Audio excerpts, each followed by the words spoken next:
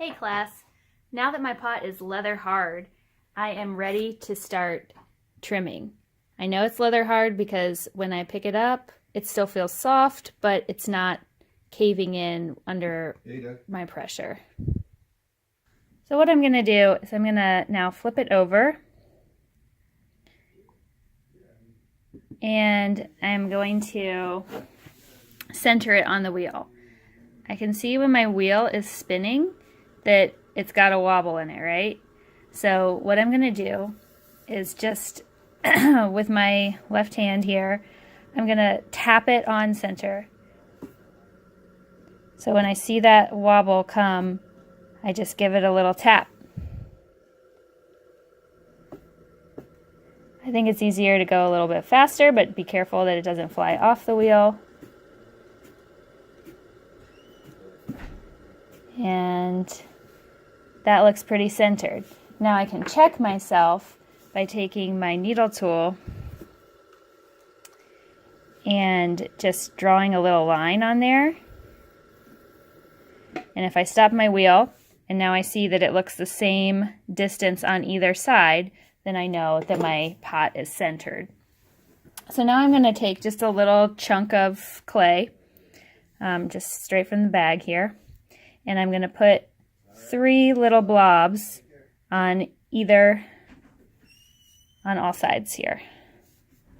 Okay, so I put it close to the pot and I stick them down onto the wheel head and then kind of gently push them against the pot as well. Now I don't want to move the pot while I'm doing this or it'll be off center. So that will hold my pot in place now while the wheel is spinning and I'm working on trimming it. I like to use the loop tools, so the big loop and the small loop here. And so what I'm going to do is I'm going to imagine now where my foot ring is going to be.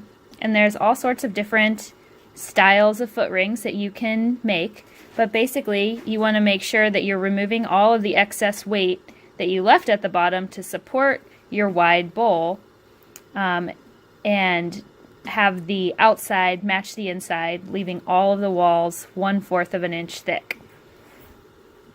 So I'm going to start, I kind of take the middle of my hand and rest it on the middle of the pot, connect my hands, and I'm going to take my tool and just start carving away.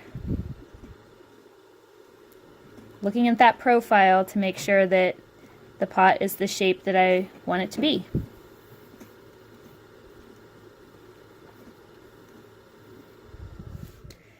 Now if you notice the trimmings kind of sticking to your pot, that might be a sign that your pot is still a little bit too wet. If you hear a screeching sound, that's a sign that your pot is too dry.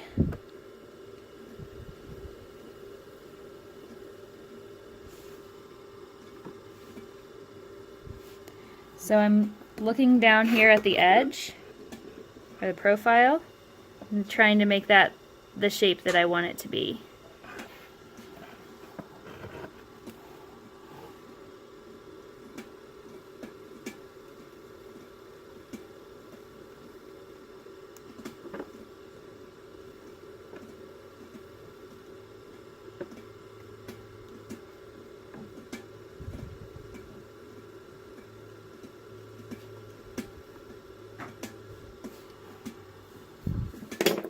Switch to my smaller tool now to carve the foot.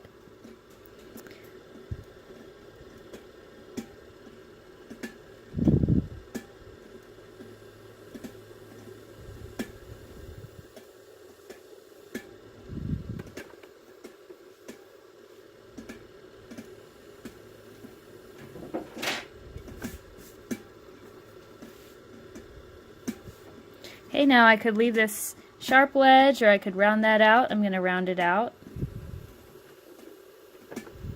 Again, these are just choices that you make depending on how you want your pot to look.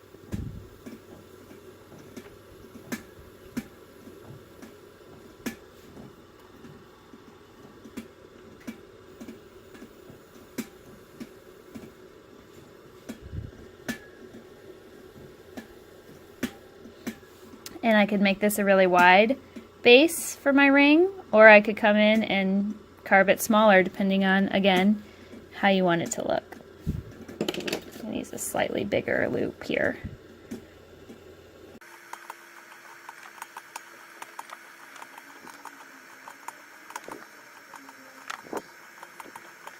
Okay, I think that's the right size base that I want for this bowl.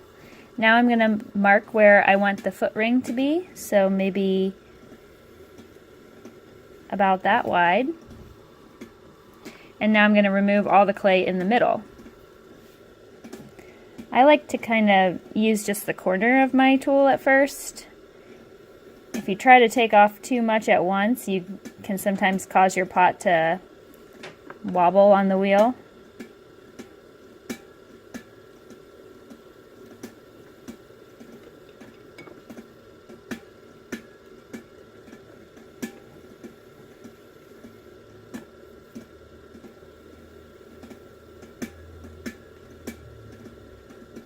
And of course, you always have to be mindful of how thick you made the bottom. That determines how much you can take away.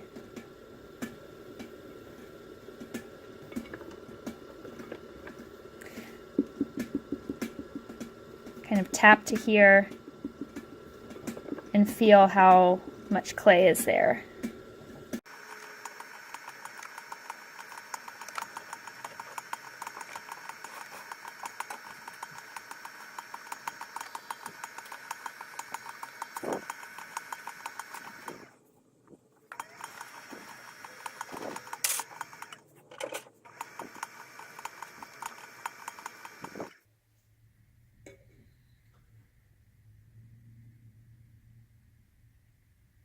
My clay is a little sticky.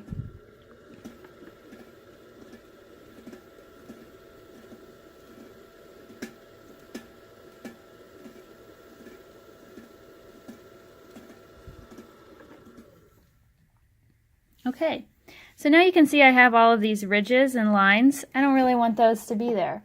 So I'm going to take my rubber rib tool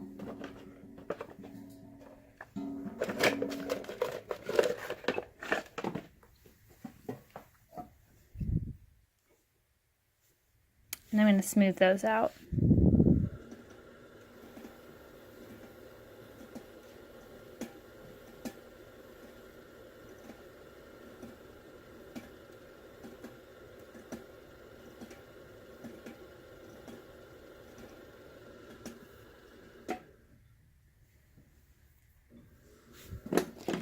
You could also use your metal rib.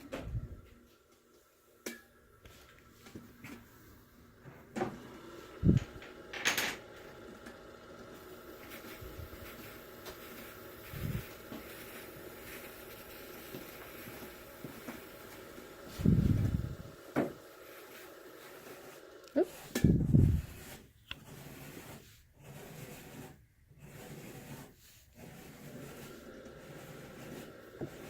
Got a little off center there.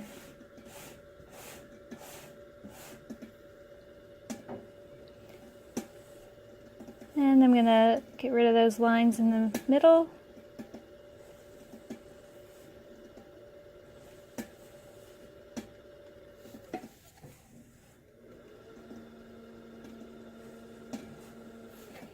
Nice. And I'm gonna take this off, and I'm ready to use my chop. So I'm going to brace the inside of my bowl with my hand, my fingers here, where I'm going to press with the chop. I'm going to carefully press it in, just kind of rock it back and forth. And there.